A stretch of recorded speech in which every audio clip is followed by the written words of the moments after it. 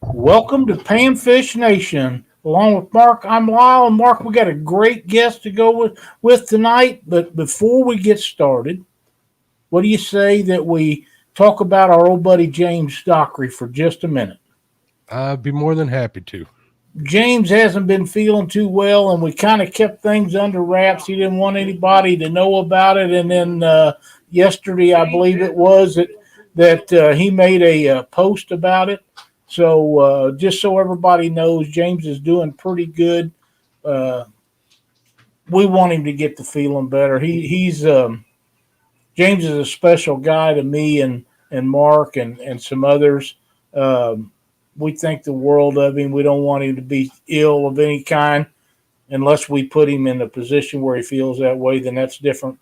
But he's a special person and he's a good friend of mine and we want to wish him the very best and hope he gets to feeling better and hope we don't give Katie too much grief. But you know how that goes. Absolutely. We want James to get as well as possible as soon as possible. And That's he's right. in good hands with Katie at home. So Absolutely. I don't worry about that whatsoever. So No. if you guys could just keep me in your thoughts and stuff, and if prayers are your thing, I'm sure that Absolutely. that can't hurt. So, They can say what they want. Prayers work. So if you are a prayer, um, if you don't do it for anybody else, do it for Mark and I, just simply so we can stay have him around to get on once in a while and climb up and down his tree because ain't nobody enjoys that no more than me. I'm pretty close second there. I'm pretty sure you are.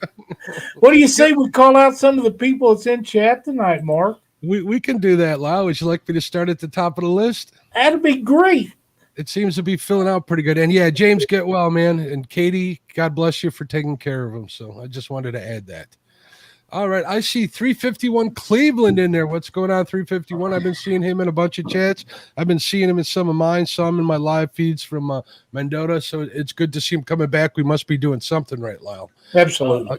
A couple crosses fishing. Hello, Betty. How you doing, Betty? Betty is also feeling a little bit under the weather. I don't know if I should say something, but she had some dental work today, and I know she's a little sore, so I hope you get well too soon, Betty. Absolutely. Avid Fisherman, what's going on, Avid? How are you, Dana? Bank to Table, there's a new YouTube channel. I checked out a couple of his videos. Good stuff. I wish him all the luck and and wellness in this YouTube world. So good luck to you, my man. Brandon Cross, what's going on? Brandon, how are you, buddy? Brandon got a new truck today. I don't know if I should be saying all this information, but it's nice. Congratulations, buddy. Chad Nolte, the greatest name in fishing in chat. Absolutely. Chris Uselton. Chris, I know we're friends on Facebook. If I'm saying your name wrong, please message me, and I apologize if so. But I do have that last name card that if I butcher somebody's last name, I am forgiven because there isn't too many people that can say my last name. That is true. That is true.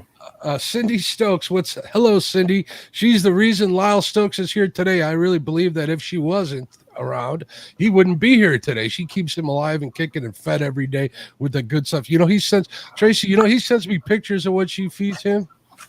Makes me jealous. It does. It really does. Country Boy Catfishing. What's going on, Country Boy? Country Boy has his new Fishing 101 after Patriot James on Wednesday. I saw Chad on there. I watched the replay. I'm sorry I didn't get to make it live. It looked like a really good show. Chad, you did really well on there, buddy. Dale Hayslip. What's going on, Dale? Eric Massey Jig Company. Eric did some live jig tying, I believe. And what's the name of the Fly Shop. There you go. He did that recently. Good for him. Fishing with the Chad. What's up, brother Chad? Fishing Cooking with Mike Chavez. What's going on, Mike? He's been cooking up a storm. I hope you like the look of those country ribs I made because they were delicious. You made them too. I saw those. They look pretty good as well, I have to admit. D, what's going on? Get hooked on D fishing as we all are hooked on D. Jeremy Alberton. If I mispronounced your name, please forgive me. We got Joe Buck 66, Larry King, Mike Irvin, Mo Creek Fishing. What's going on, Rob? Speaking of Mo, I got your stickers today. Thank you, sir. If you guys want some Mo Creek Fishing stickers, I think he's selling them for like $99.95. Message him on Facebook. I'm sure he'll fill you in on that, man. But they cost me an arm and a leg. Holy smokes. Nancy Crevier. Again, I apologize. Outdoors Addiction, what's going on, Jesse? How you doing, bud? Papa Ed, he's in all the shows, great supporter. Philip Williams, what's going on, Philip? Straight to the Point Outdoors. The Weekend Angler, also known as the Weekend Ditch Pickler, also known as Josh. What's up, buddy? Hopefully everything at work went the way it should have today. Me and him talked a little on text. So Tim Molina, great supporter of all the shows, one of my favorite crew members with Dee and Betty and Chad and all the rest. So guys, I really appreciate you. I think I made it. Oh, we got One Ton Fishing Club popped in there. Let's see if I missed anybody else. I'm reading them. Fins and Fine. Fins and Fines. What's going on, Bob? How you doing, sir? We had him on the show. Was that last week or the week before last? Before Bob. Yeah. That was a great show. We kind of went off on the metal detector bit, but it was definitely a cool show, and we learned a lot, didn't we, Lyle? We did. Joe Buck 66 is in chat. Philip Williams. I'm trying to see if I see any that you missed. I don't know if you got Brandon Cross or not. I hope so. I did. I think you got the rest of them. I think I did. That's pretty good. Hey, you know, I can read if I try. I understand. If all you guys are enjoying what we do on here, please hit the thumbs up. We're trying very hard to give you all good content every week with these great guests that we've been having. Hello, Chrissy and Ernie Brown. Welcome. We appreciate the thumbs up, and if you care to give us a subscribe, it gets us further up the page. Being a new channel, we're way down at the bottom, and we need to get up there. We have a goal by the end of the year, and we hope that we can make it, and with your help, we're going to make her. Share them links out, people.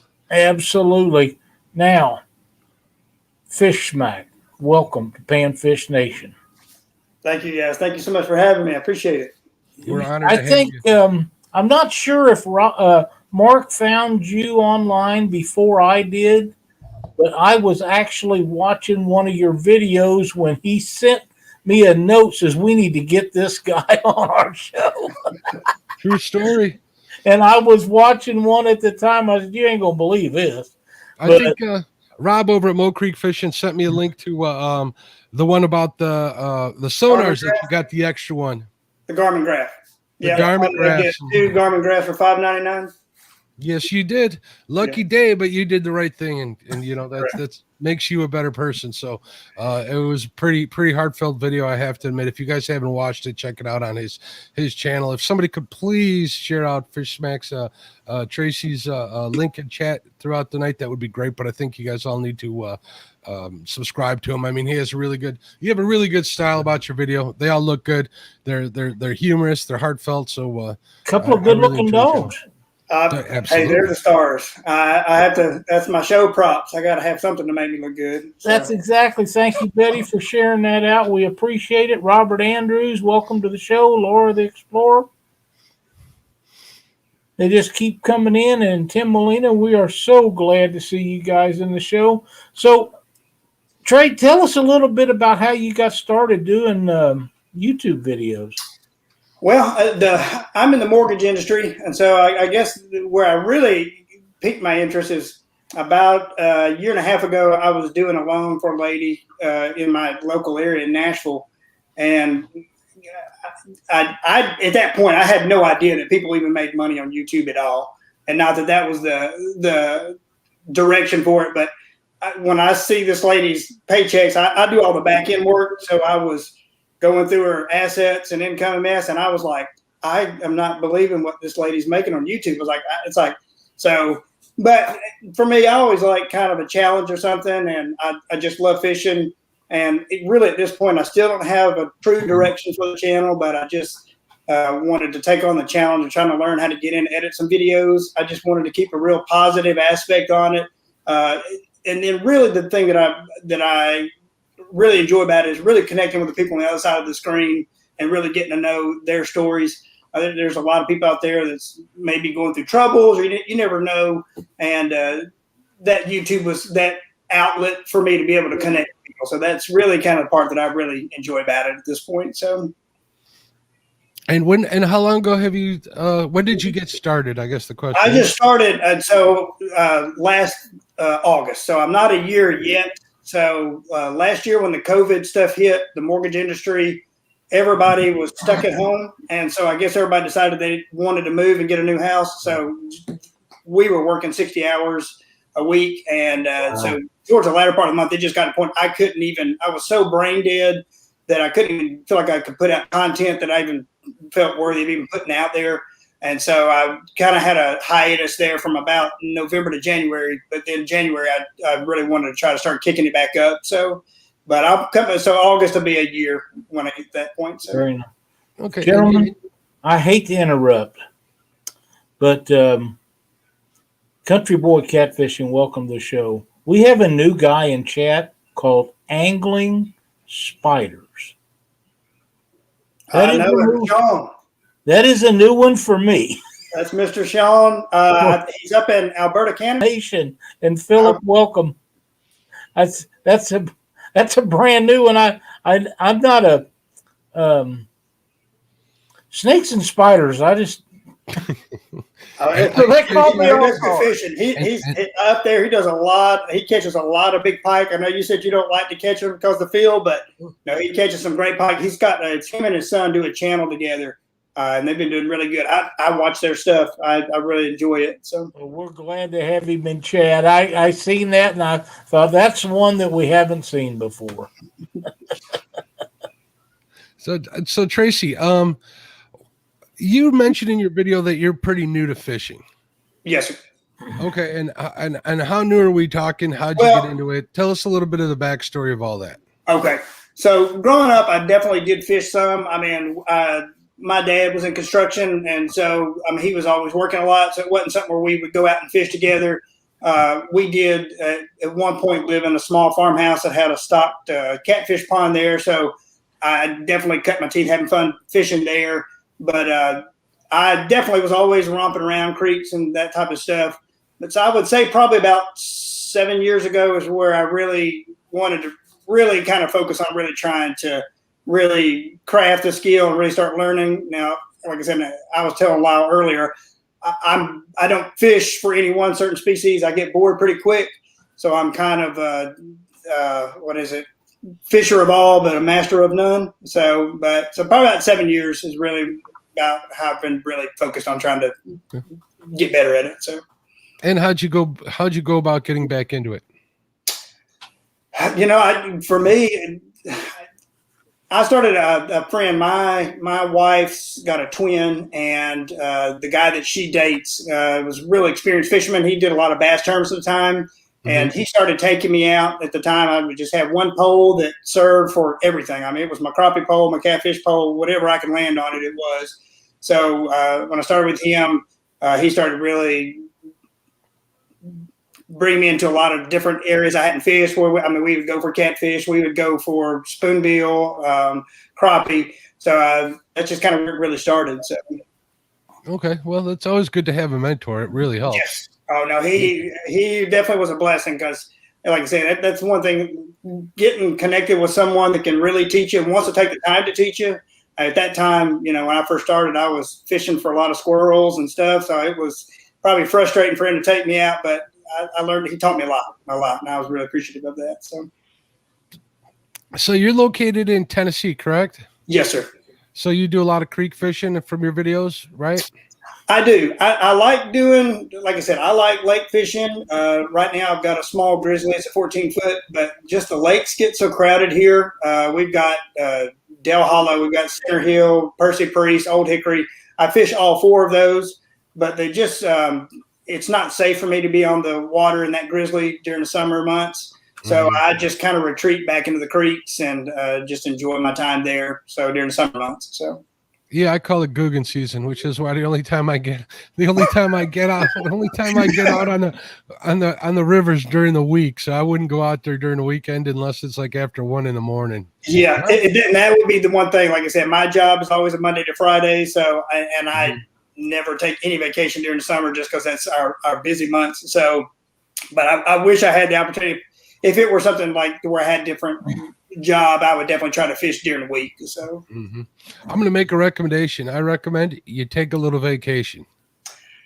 I need one. I need one. Okay, there you go. I kind of get that feeling that you're in desperate need of one. And right now, it's a buyer's market in your industry, and I imagine it's keeping you real busy. But you might need to set that aside once in a while for your own mental health. So trust me, I speak from experience. Yeah, the creek fishing. I mean, that is my place to go to solace. I mean, and that's one thing. I mean, you probably see from some of my videos if you have watched them that I try to get back in locations. I really like to hike pretty deep in the woods. Some of these areas I'm probably this past weekend, the fly fishing video that I did, it was an 8-mile trek in and out that I had done, but I just try to get in and get away from people, especially, with the dogs too. They're always on high alert. So, well, everybody out in chat loves their dogs. So tell us a little bit about your dogs. Old Nash and Red. So I'll show you. Here's see this. This is my crew right here. There you go. Oh, you got 5 of them? Holy smokes. Wow. Yeah, there they are. So they're all in their winter crew. That's awesome. Yeah, we took in a rescue 7 years ago, and I noticed when we got her, she was spotting, and I was like, I'm just having a feeling this dog's probably pregnant. And sure enough, she was. So we took her to the vet and had an ultrasound done, and they learned a lot from it. I didn't realize that a dog could have multiple fathers, but we had some testing done on these, and it was a boxer and a Shetland sheepdog. And really, I think, yeah. And one of them, if you've seen Nash, my black one, we had another. We got rid of him, but he was Nash with corgi legs, so he was named Bonesy Boy. But so I guess we had a corgi in there too, maybe. So, but now they're good dogs. It's good company, good companion. So we. Did you get them spayed or neutered after they were born? No, yes. Yeah, we had to. So with that many, we started getting some aggression coming out in the males early on. So we definitely had to go ahead and nip it. So. Yeah, Rob over at Creek Outdoors says that Creek Therapy at Mo Creek Fishing says Creek Water Therapy. It's a real thing, I swear. It is. I'm telling you, I get my sanity back in the creeks. That's right. Even if you're not catching a lot of fish, even the beauty of going out there and hiking, it's God's country, and it puts me in a good place. So I totally agree. I don't think there's anybody in the chat that would disagree. It's like even today I got out nice and early, and I was the only one out there for like 2 hours, and then jet skiers came out and ruined it for me. But that's another story. Yeah. We got Miss Rebecca Mudtramp 0715 in there. Hi, Becca. How are you? Bank to the table, Puddle Walker Outdoors. I'll get her spit out here in a minute. That is Greg. That's Mr. Greg and Mr. Eric. Hello, guys. Glad to have them in here. Ryan King has joined us. See if I missed anybody else. I see Jeremy Albritton's in here. If you guys haven't checked his channel out, please do. He does some live feeds and some fly tying and stuff. You'll enjoy it very much. He does a great job with those.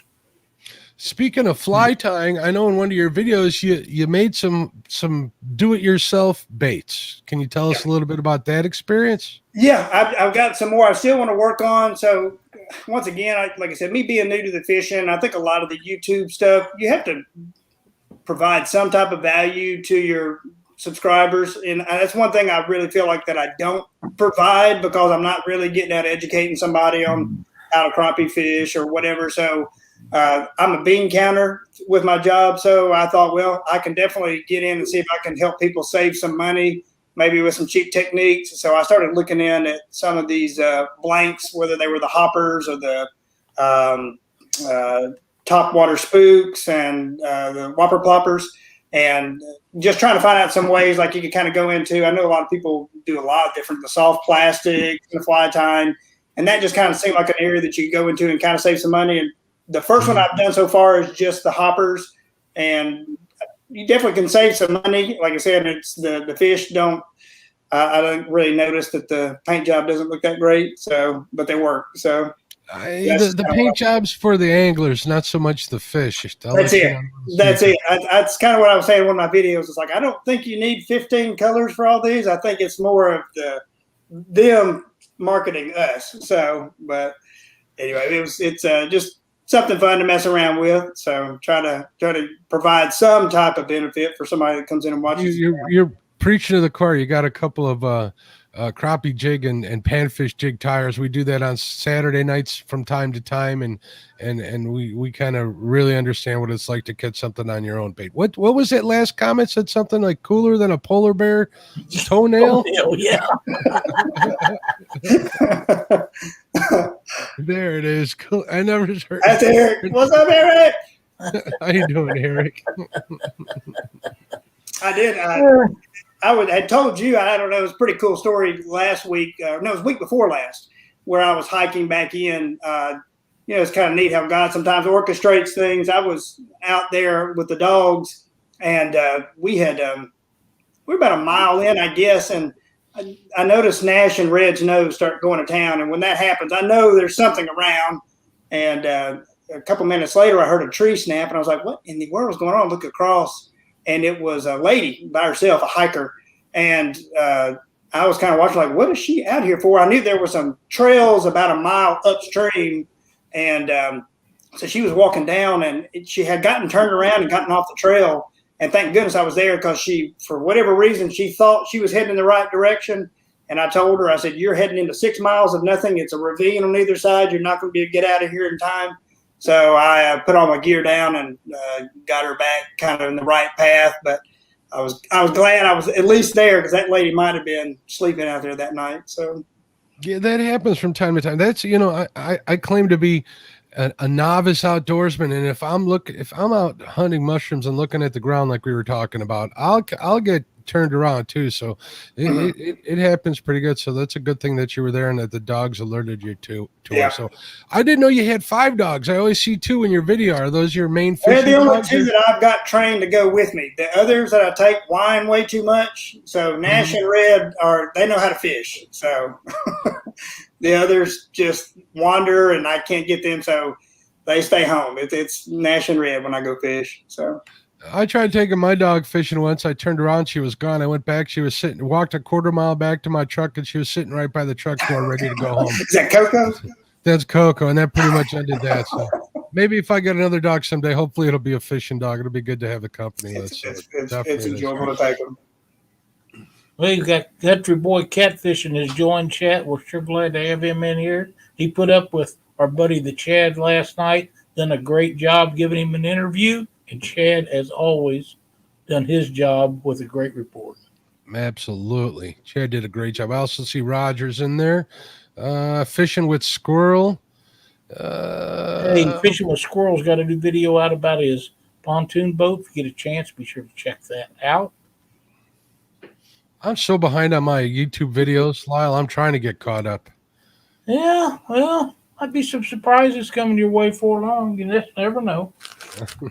I hope not. That means I'm not got work to do. No, I can't. Are you telling me I'm fired, Lyle? Is No. No, you're reading something into it that's not there. I'm just giving you the business. You know how we have a dog we take sometimes, but she is a very hyper Labrador, and in a boat, she does pretty well. She minds really good, but if anybody comes around, she never sees anybody but Cindy and I. She gets really wound with other people around. So, that's Nash and Red. makes it a little tough. We got some comments in chat, like from straight to the point outdoors. It says, Trey, I'm a trained dog ready to fish. So I think that was an invite.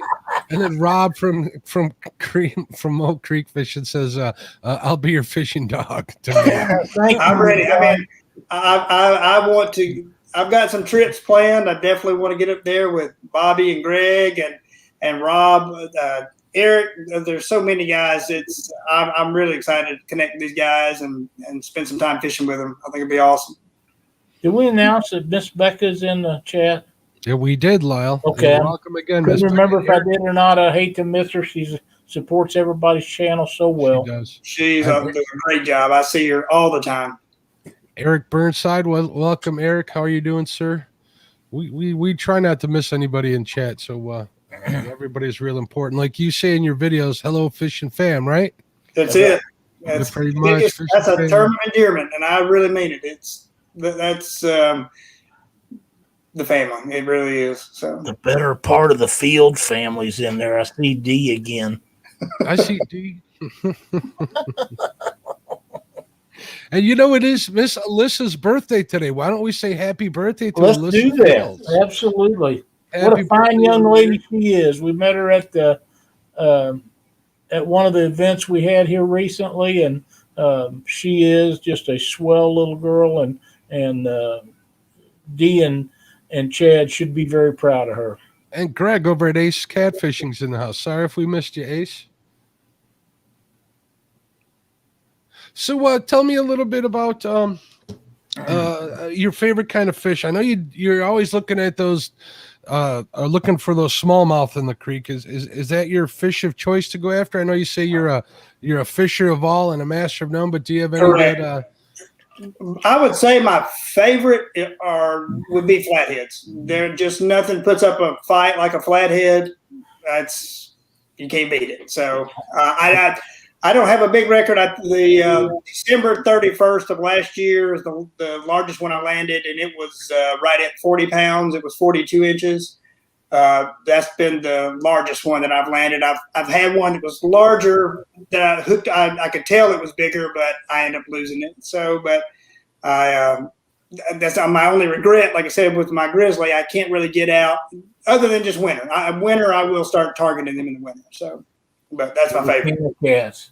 you guys are able to get them in the winter by you? Yes. Oh, I might be moving. It's, if you can find them in their deep holes, we'll generally find them probably, 40 feet probably. And I'll jig with live shad is what I do. So the hardest thing in the winter would just be trying to go out and locate your shad. I've got to try to find them, especially if I'm casting it, and I've got to find them up within 10 feet or I'm just not going to get them in the net. But we can get them. But now our water temperatures here, I think last year, the coldest our water temperature got was about 47 in the Cumberland. So I don't know what that compares up there, but now they're definitely sluggish. The 40 pounder that I caught, it put up a good fight, but once they warmed up in the summer and I just wasn't used to how hard they would fight, I would think I've got a 20 or 30 pounder and I'd get it up and it'd be a little 6-7 pounder. I'm like, good night, these guys. So they're strong in the summer, but they don't put up nearly the fight in the winter. So I always tell a lot of my muskie buddies, they ask me why I flathead fish. I said, well, it's like as hard as muskie fishing, except you got to put your back into it. So yes, tell them a lot. So they're gorgeous fish too. I've gotten to where I don't even want to harvest them. I've got this affinity for them now. It's like I love them so much. It's like, and the thing is I really kind of switched over to catfishing. My buddy Chris that started helping me out 7 years ago. We were doing limb lines and jug fishing, and I just didn't enjoy that part of it. The only part I enjoyed was going out catching the brim or the shad, cast netting. And then a couple years after that, it's like, why don't we start trying to catch these on rod and reel? This would be way more fun, And two, we can select what we want to keep and not having the fish get injured, especially the blues where they're sitting there tumbling around all night and putting an eye out. So, but no, it's flathead by far would be my choice. And after that, probably smallies after that. Smallies. Yeah. You got two of my favorite river fish right there. So you kind of can't go wrong. So the flathead you catch, are those in lakes? I'm catching them in the river. In the river, okay. Cumberland River flows through Old Hickory, so we're catching them in that body. So I just don't, like I said, I've gotten to where I just don't want to harvest, especially anything. Once I started doing the research of how long it takes them to sexually mature, it's like knowing it takes a female, 8-9 years, I just got to the point where I was like, man, I just can't keep anything big. So I just started letting most of them go, even though they're incredible to eat. I love them. So. We got David Martin in there who says there's nothing wrong with a flathead, and he would absolutely know. That guy slays them. He does. He's a great fisherman. Absolutely. I'm watching Epic and Sean last night with Catfishing Heroes, and they were doing some flathead fishing, and I definitely want to get out and really target some big ones. That's my goal to do at some point this year. I've never caught a flathead, big or small, that I wasn't happy to catch. To be honest with you, they're all river monsters to me. I lost a beast yesterday. I don't even want to say how big I thought it was, but it broke my heart. It really did. It really Don't leave ruined me my hanging. day. What do you think? No, I don't make those guesses. Not in public, at least. I know how people get roasted. No one would believe me if I said so. But I'd made the mistake, and I always thought it would never happen. If I'm trout fishing, that's another one of the things I like to do. I know better than to touch a leader, right? You're using a 4-pound leader, you don't touch it, it's going to snap as soon as you do, right? Yeah. I'm using 50-pound mono as a leader. I never thought it would be true, and I did that yesterday, and as soon as I touched the leader, it just popped. I was so surprised. So it popped like it was nothing. That tells you how, and the fish was still halfway in the water. So that tells you how big I think that fish was. So. Wow. Do you ever back jig for them? I don't. They're not as prevalent out here. I don't think the opportunities. I won't. I know where they winter here, and the Fox River is super shallow, and I really would just rather leave them be. So I've never told anybody where I found them wintering. I never will, and I don't even go there in the winter to look at them. I just don't want anybody to know. We're kind of the same thing. The bad thing is, and it's nothing about it. We've got several commercial fishermen in the area that put out the hoop nets and stuff, and I know one of them actually sells to like some of the pay ponds. And it's like if we ever messed up and let this guy saw where our hole is, it's like he'd go in there and clean it out. I mean, I know they're trying to make a living, but at the same time, it's like I can definitely see a decrease in the population in our streams here as far as just quality fish. Just the big fish are not there in the numbers that they used to be.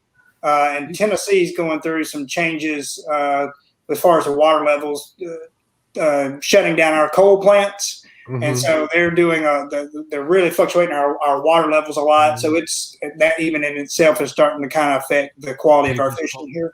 I have lots. I could go on forever. We could do like 3 shows on why pay lakes are bad, but one of the biggest reasons, or one that really is easy to say, is that as a citizen of these United States, the wildlife belongs to all of us. Yeah, it doesn't belong to anybody to make a dollar off of, as far as that capacity. And the bad thing is they're taking those breeders out. They're taking that's what those pay ponds want, are those big trophy fish, and they're putting them in there. They're not feeding them. They're starving them, and they're just going to get caught until they're just dead. And it's like it's such a waste. I mean, you're That's right. And I think it affects our streams, as far as just reproduction. It takes hundreds of thousands of fry out every year. Yeah, millions and millions of fry. Yeah, it's ridiculous right there. I talked about our creel officers earlier this season and was telling him, because I was asking him, one season I was out there and I saw one of the commercial guys putting out 100-foot gill nets. And I was asking him, I said, are you letting this guy put out 100-foot gill nets? And he said, no, he's not supposed to. I'm like, well, I sat there and watched him put out 5. I said, I know they were 100 feet. It's like, so I was like, you guys need to monitor some of this stuff better. It's just, but, and then on top of that too, the crazy thing is, the paddlefish that we're seeing that get caught in a lot of the nets, and that it's not during a time when they can harvest them, so they're killing those indiscriminately, not meaning to. But how would you target a flathead at the mouth of a spillway, Trey? Me? Mm-hmm. Shoot, you're talking to the wrong person. I would probably get someone like Epic to help me. At the mouth of the spillway, at least the spillways we have here, I don't target them at the spillways. I don't really do that well at the spillways. Never did. I've tried everything from wading. Actually, I take that back. I've caught flathead at the bottom of a spillway using crankbaits, jigging them into big holes. But I've seen a lot of people fishing these spillways. Are they pretty shallow in those areas? It depends on the spillway. Most of the time, spillways are public access, which is why you see a lot of people fishing spillways. Got it. At least from the bank, there is, obviously. And I know a lot of people that fish spillways and dams and stuff are bumping and stuff. But I mean, Hagen Grubbs, what's going on, Hagen? How are you? He could probably tell you. I can tell you how to fish a spillway. It's very simple. If there's no current in it, you have to use it. You have to fish off the bottom. But if there's current, you go to the head of it and you walk your bait through it, and you continue to walk your bait through it until you get hit. And that's just like bumping, except you let the current take your bait back. You raise it up and just walk it back with the lightest bait or the lightest sinker that you can get to touch the bottom. And you just continually do that until you get bit. And will you get the flats? Do they want to get in the current? Because I thought a lot of the flats really kind of didn't like to be in as much. In a spillway, it's almost all current except on the side, and that's where you want to do your bottom fishing. Got it. I'd expect the blues and stuff to be there. I know they like the blues and the channels will be in the current all the time. Yeah. Unless they just need a rest. But that's the best way to fish one for catfish. Got it. I apologize. One of the guys that everybody wants to know his bumping secrets is right here next to me on screen, and I'm busy getting in. I got busy talking with Trey. I forgot that Lyle was here. I apologize, buddy. It's not a problem, but that's any place that there's current. If you're not fishing the bottom, then you need to have that bait moving, and that's the easiest way to move it. Just like if you're fishing off of a wing dike. I see some of these guys that fish a lot of wing dikes a lot of times for catfish, and they're just throwing their bait out there and using a bobber is another one, just letting the wind blow it around. That's another great way to do it. Like Patriot James bobbers, just put your bait about foot off the bottom, maybe 2 foot off the bottom, and just toss it out there and let the wind blow the bobber around. It's going to blow it at some point by something that you want. David Martin said something. You can't be a good. I think he said can't be a good flathead fisherman without being a good pan fisherman. That's correct. I agree with that 100%. You got to catch bait. Yep. You absolutely have to catch bait. So, do you chase any panfish, Trey? I do. Yeah, I do. I think I talked to you when we first spoke on the phone. Crappie fishing is my nemesis. I'm terrible at it. I don't know if it's – now we catch good size here. If I'm fishing crappie in Center Hill, I think my largest crappie out of there is close to 18 inches. Doesn't sound like you're doing too bad to me. Well, but I'll catch 5, and that's all I'll catch. But like now, Percy Priest, I've never fished Percy Priest, but they say you can go there and catch crappie all day, but they're just small guys. You're not going to be catching anything over 12. I'm sure some, but now I definitely like to try to fish them. It's like last couple of years, I seem to always miss the spawn due to work or just not being able to get out. And this year was a weird year, man. The here in Tennessee, we had 3 different cold snaps, and the water temperature just kept really changing a lot. So I was actively targeting them this season, but I just wasn't doing that great. So. Well, if you're catching 12 inchers, you're not doing bad. Trust me, at least by my standard. Up here north, they don't get that big as often. I catch a 12 incher, and I'm probably as excited when you got those 18 incher. So yeah, well, I think my buddy Chris, I think his record one that he caught out of Center Hill, I think he caught one that was over 20. It was a chunk. Oh my goodness. There's some. Any idea what that one weighed? What did he tell me? It was close to 3 pounds, I think he said. From what I remember him telling me. It was a 20-inch crappie. That's like 20-inch. I'm thinking a 20-inch crappie, and my head's spinning right now. I can't even I can't even imagine something that big. That's awesome. There's some big ones up there, but like I said, it's probably someone I'd really like to go out with someone that really knew, good techniques and stuff. It's like, but every time we'd go, Chris sometimes go by himself. He would limit out. I think Center Hill, you can only keep 15. But like I said, 5 has been the best I've ever done in any one given day. So I'm terrible at it. Parker Pursuits, welcome to chat. What's going on, Jerry? How are you, bud? Depending on the time of the year, 5 might not be that bad.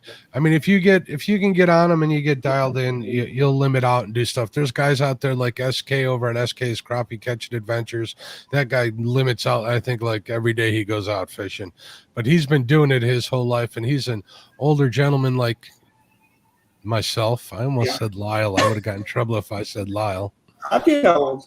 And like I said, that would be the thing. Maybe if I would really focus in on one thing, and that just was kind of thing. Like I said, I get bored real easy. So for me, I just jump around. I mean, I'll fish walleye, sauger, the catfish. I'll go for crappie, and then, like I said, if I get bored, I'll even go out and just do a lot of pan fishing. So, but yeah, maybe if I took the time to actually really focus a season on it, that's kind of the same thing. Like I was telling someone the other day about the fly fishing video. It's like I've never been good at it because I don't want to take the time going out there to try to maybe skunk out on a day if I've only got a day to go fish, and it's hard for me to take that chance. But after this past weekend having some success, I'm going to try to continue to do a little bit more of it. So cool. That was a pretty cool video.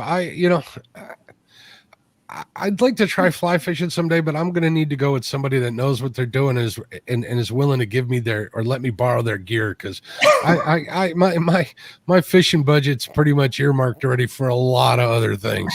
There's no way I got room for an $800 Orvis rod. Oh, no, I'll tell you, I've kept an eye out for a while. I did end up getting a couple good Fenwick world class last year, but I found one like it was $450, I think, for the rod, and I ended up getting it like $89 last year. But now, of course, it's a 5 weight. That's going to be your most common one. If you're wanting to go something real specific, like for creek or for your bigger fish, you're going to get into a lot more money. But I'm like you.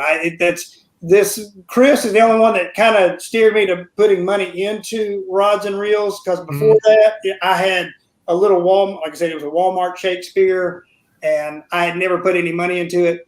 But once he taught me into actually investing in my first good rod and reel setup, I couldn't get over the difference. It's like there'd be times he's like, "You can't feel the bite," and I'm like, "No," and then I'd go to that good rod, and I'm like, "Oh my!" I was like, "I can't believe what I've been missing." It's like so. Mr. Stokes right next to me here, he happens to be a world-class rod builder. So if you ever had any questions, I'm sure he'd be able to answer them for you. He really knows what he's doing. And he's sure. What was that, Lyle? Thank you. Oh, it's the truth. That's awesome. He makes Krampus canes for everybody. I don't know about that, but maybe your Krampus cane is what got James Dockery sick. Did you lace it with No, I didn't lace it with anything, but I think he overdone it catching too many fish on it. That he did. He's torture testing that rod, and it hasn't broken yet. So he had told me the other day how many fish he had actually caught on that since Mendota, and I forgot, but it was a big number. Yeah, it was quite a bit. I think you'd mentioned it to me too. I don't think most big number. Mendota wasn't that long ago. No, it wasn't. But I'm ready to go back. I was ready to go back. So, how often do you get to travel to fish, or is that something you don't do generally? I don't. I really need to get into it. I've got the old Red Falcon. She's a 1995 Nissan hardbody, handed down from my brother. So she's got 330,000 miles. So she don't fly too far from the nest. So sounds like she serves you and your brother well. Yeah. Oh yeah, she did.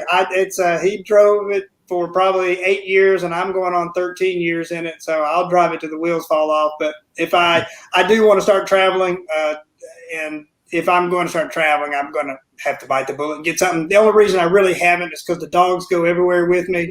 That vehicle, if you get in it, you'll come out looking like a Sasquatch. You'll have so much hair on you. So, but if I do get the new vehicle, I'm going to have to figure out something about taking the dogs, because I won't be able to put that type of money into a truck and then have them messing it up. Well, that's one of the things about my lovely little Gidget. We keep her in a kennel. Of course, she sleeps in the kennel here at the house. Just leave the door open, and when she gets to lay down, she goes in her kennel and lays down. We put it in the back of the truck because of the price of a new truck. You just can't have dogs tearing the seats up and laying in them and getting hair, and they shed so bad. Yeah. You just can't do that to them. Yeah. $50,000 That's the nice thing about this truck. I mean, every time I go out, like I said, I don't wear waders. I'm always just getting wet and muddy, and the dogs are wet, and I don't worry about it. We just get in the truck, and now of course if I'm having to go somewhere else, I'm not going in that truck because I'll be filthy. But that's kind of the one hiccup I have about trying to get something new, because it's going to alter the way I fish around here. But my limit around here probably I think I'm traveling about an hour and a half, about as far as I'm going right now. That's a pretty good drive. If you're trying to take an hour and a half ride, that's pretty good. Yeah. But there's a lot of areas I really want to get more out towards East Tennessee. A lot of good areas out there that I've been wanting to go fish that I'm going to have to just go ahead and invest something here pretty soon. So. Yeah, I was always a drive a truck till the wheels fall off kind of guy too. I just don't want to break a new one in, to be honest with you. And as far as the dogs go, I like my dogs more than most children, so they go in the car. Sorry, that's guys. It. And my dogs, they wouldn't know what to do if I didn't take them. As soon as they see me throw my hat on in the afternoon, they run to the back door. They know we're going somewhere. So it amazes me. We can jump in our truck to run to the grocery store or the bank, and Gidget runs in there and gets right in her kennel and don't try to go out the door. Seems like she knows we're going to go somewhere in town. But when we're loading to go to a trip and that tailgate goes down, she don't move because she knows she's going. I mean, it amazes me how smart they are about things. And she knows if we're going downtown and she don't get to go before, and you don't have to instruct her, and she knows when she's going to get to go, and you don't have to instruct her about that either. It is. Mine even knows certain areas, like where I'll see deer and stuff or cattle.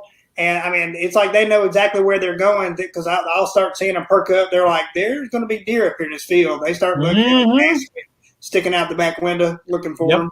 I'm a great dog trainer. Watch, Coco, stay.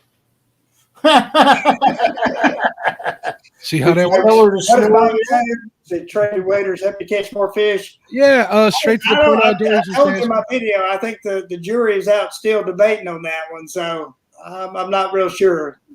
I don't do waiters. I'll tell you right now. I'm like Lyle and kayaks. I don't do waiters. I don't care. I don't do kayaks. I don't wear them much. I was poking fun at Greg and them. Those guys do catch a lot. That's Greg with puddle walkers, and Greg, Bobby was straight to the point. But they catch a lot of fish, and they said they don't wear them in the summer. But it was more poking at them. So. Yeah, I had to get in the water today for the first time to get my boat on the trailer. Long story, but every now and then I got to get in to get it set up right. And, water felt pretty good for the first time at 80-degree water. So maybe we'll do a little swimming this year in the river while we're fishing. So no, Lyle. No. Too many snakes down here for waiters from James. That's another thing too. Right now, with my dogs going in the summer, I saw the prior note about protecting dogs. I do kind of worry about gnashing them, seeing stuff because they're so prey driven that I know if they spot a cottonmouth or something, their just instinct is going to be to go after it. So that's another thing. It's kind of been keeping me at the one creeks I fish quite a bit that's got the real gravelly sides. At least it's wide open, so I'm not worried about it. I tried a couple weeks ago to try some new areas out in Liberty, Tennessee, and it was just so full of weeds. I was just constantly on edge, just worried about them. So it was kind of distracting me. That creek that you fish in, that is an awful pretty place to fish, man. I gotta say.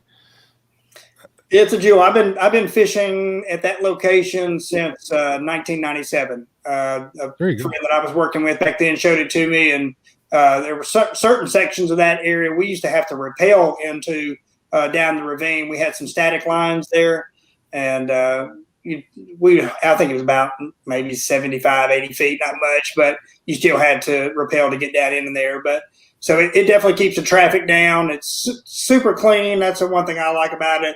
Every now and then I'll find trash that's down there, but I've always got my backpack with me, so I'm always packing everything out that I find. So that's a good thing to do. I always keep a trash bag with me in my tackle bag. I got multiple tackle bags, and they each got a trash bag in there just for that purpose. So I try to take out whatever I can. What's 351 in the short shorts? What is this comment?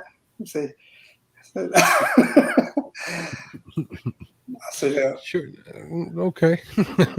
That was the other day. That's TJ. That's AKA Spartanburg. If you're ever seeing me, I've nicknamed him Spartanburg. So he was telling me about he was on a trip back, and the traffic was all backed up, and it was everybody was staring at this lady in short shorts, and I said, I was picking on TJ, so I said, "So what you're telling me is that you had a passenger in the car that was explaining there was a lady over there in some short shorts."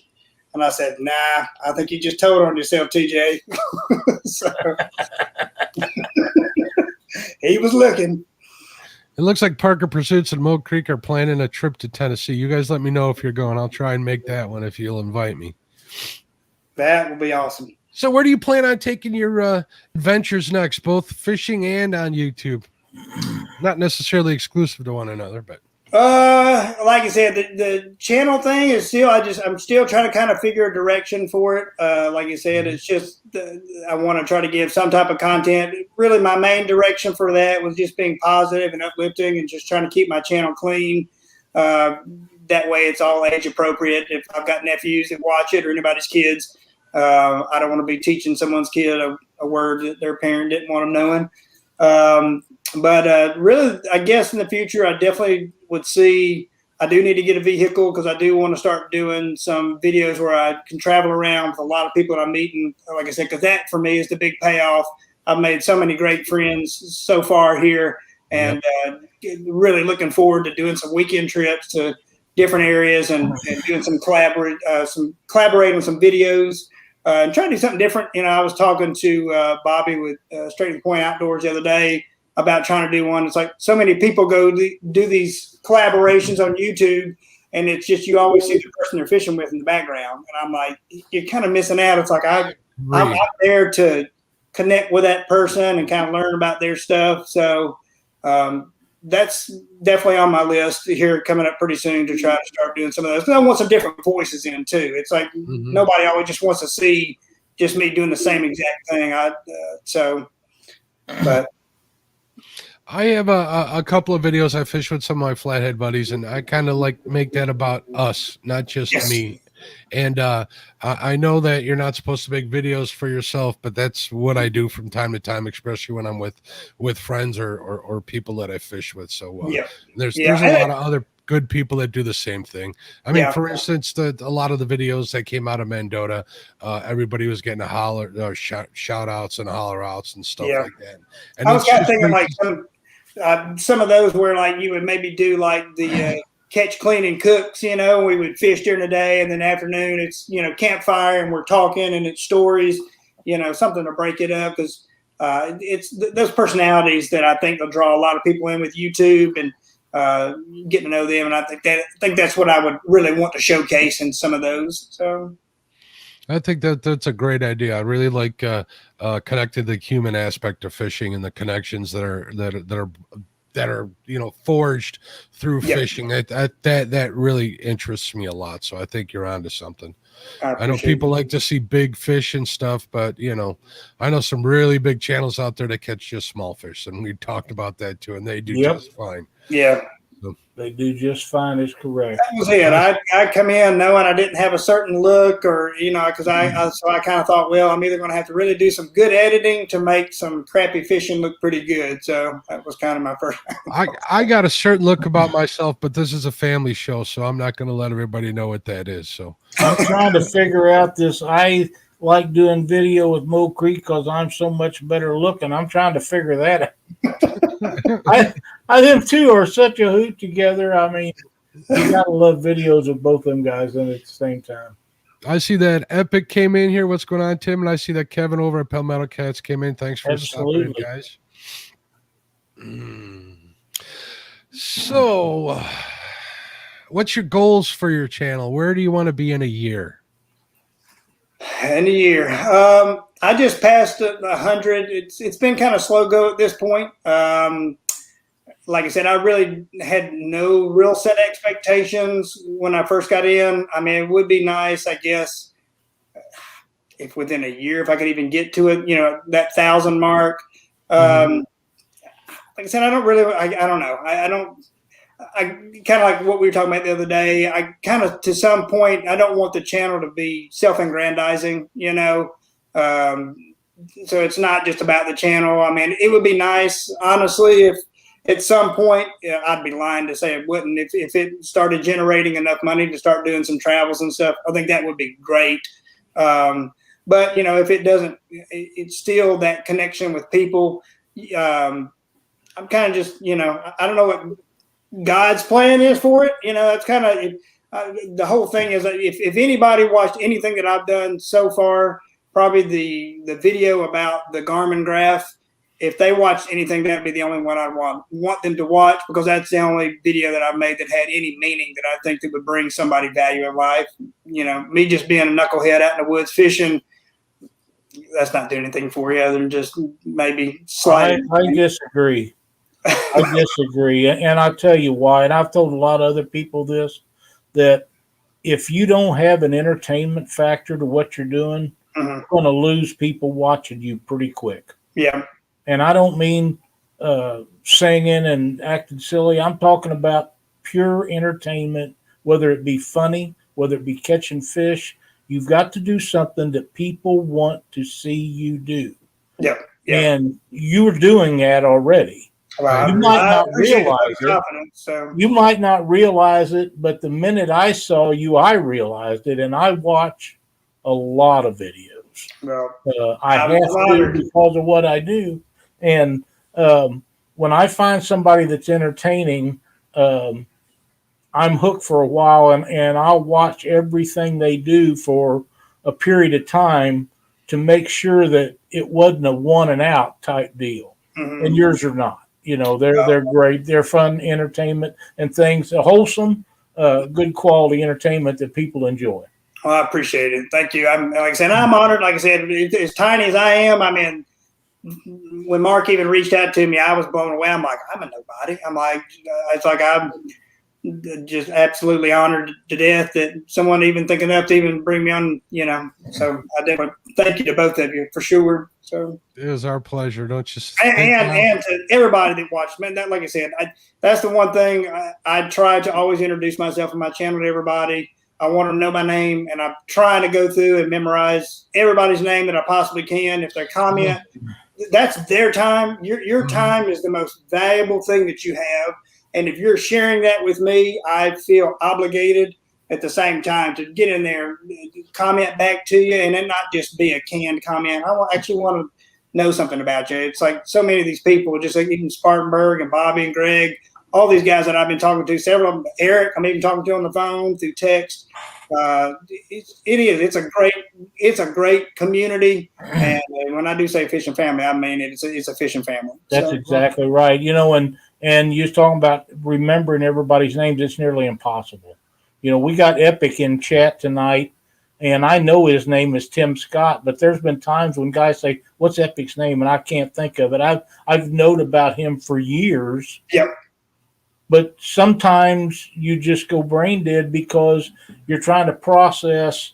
I've got over 5,000 people on my Facebook page. It keeps kicking them out and kicking them in and kicking them out. There's no way I can remember all their names. No way. And I know his name is Tim Scott, but sometimes you just can't think of Tim Scott. Well, I know Tim's now. I've just only been calling him Epic. So I was watching them Flathead fish last night, and I know that they said that was their second live and entertaining. I was having a good time just watching that. But now I'm doing my best to try. It definitely at some point it's going to be tough to keep up with it, but that's going to be the rub because I do feel obligated. Like I said, people to share their time with me. Like I said, I don't even feel worthy of someone sharing their time with me. And I've even told friends and people that keep coming back, is like, don't turn this into an obligation to have to comment or watch. It's like, I appreciate and love that you come in here, but I know you've all got lives as well. So, when they want to watch or they wouldn't be here. I promise you. Well, if they don't want to comment, they wouldn't comment. Well, I love it. That's where everybody hears me say, I love you and I'm messing with them, but I truly do. I truly do love everybody. So. When I first subbed to Mark and Lyle, I used to get them confused. I could have understood that if he'd have said when he subbed to Chad and Dockery that he would get them too confused. No, if he subbed to Chad and Dockery would have confused them in general. Maybe that's what I thought. If anybody has any questions for Trey, please make sure that you post them up there. I'm sure you'd be happy to answer them. This is a great time to get them in there. Absolutely. there's a true statement Epic just made right there. Personality and entertainment is a lot, and that is a fact. If there's no entertainment factor, I'm not going to watch too many of them from somebody. Um, but if I'm entertained, especially if they have humor to go along with what they're doing, and they have some, if they're catching fish, or it doesn't even have to be catching fish a lot of times. If they're just entertaining, it's something that amuses me. I'll be back time and time again. It's just the way it works. I was telling Mark, you do. I mean, you're getting out there, and it's tough. I mean, you're by yourself, especially fishing by yourself. A lot of times, I will say, if I'm with somebody, there may be days I can't even think of something to say, but someone says something, and then that triggers me. I can think of maybe something kind of humorous to say, but man, there are just days I'm out there by myself, and it's just me and the dogs. And I'm like, I don't want this to come off as being phony or just trying to make something goofy to me, Yeah, I hear you. Talking to yourself isn't so easy all the time, is it? No, it can be, and like I said, and not just become redundant content. And that's where I fear it's like, I mean, I'll go through the week, and I've told you at this point, I really I don't script a lot of stuff. I may wake up with some idea, and if I'm driving somewhere and it's an hour, I may think, what I want to talk about today, or what I want to try to do that might be somewhat humorous, or, something to try to, entertain people. But the coming up with the content really that's the tough part, and it being just not redundant. So, the golf ball. David Martin says cooking on the boat is entertainment. All you do, David, is make me hungry. That's right. I want to buy 12-volt appliances for my little boat, and it won't fit on there. So, but I do get a kick out of it, buddy. Rob, I don't know if people had seen it, but Rob was talking about a couple of weeks ago. I was creek fishing, and I found where a muskrat or something had found a cache. I'm assuming it was turtle eggs. And so I just filmed it, and I was getting ready to walk off, and I looked down, and all of a sudden I see a golf ball, and I'm like, wait a minute, maybe I can incorporate this. Like, I found a turtle egg, and I ended up pointing at the camera, and I said I had found a little pinnacle, and it was going to go on to make a little Titleist in the future. So that was a pretty good line. I remember that one. That was good. Well, Lyle, you got any more questions for Trey? I don't think I have. I was hoping there'd be some more in chat, but I thought we'd found a diamond here, and it seems that everybody has found him already, or a high percentage of our viewers tonight already know about Trey. I don't know how come I was the last one. I was tickled last night. I'm sitting here watching. I was watching Tim and Epic. I was watching Epic and Catfish Heroes out last night, and I just pop in. All of a sudden, it's like, I've got Epic talking about my Gilligan hat, and I was like, it was just, it's fun just to know. I mean, people do. It's surreal, isn't it? Sir?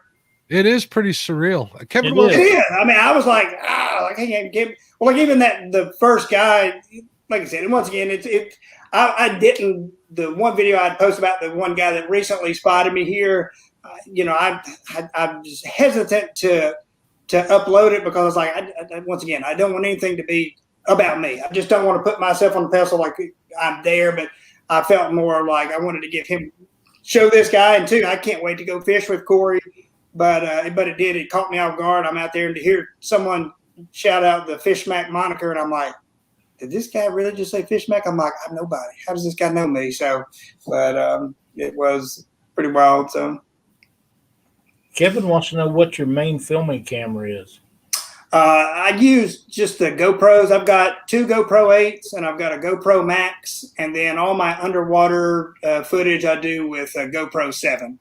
I actually really need to get something that's got some type of focus for B-roll, because there's so many good things that I'll see in nature and that's another thing. Like, I'm always trying to incorporate aesthetics or something kind of in the pictures. I like just the artistic aspect of it, but a lot of times I'll see eagles or ospreys or something, and I just can't do any type of focus with those GoPros. So I've got to get something else to help on that type of footage at some point. So, but once again, when you're hiking in sometimes 5 and 6 miles, I'm taking the cameras and my gear and stuff for the dogs. It's like then to have to lug in another full, like, big camera bag. It's a lot. So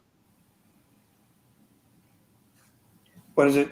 You say, can they do oh, when I close it out? Is that what he's talking about?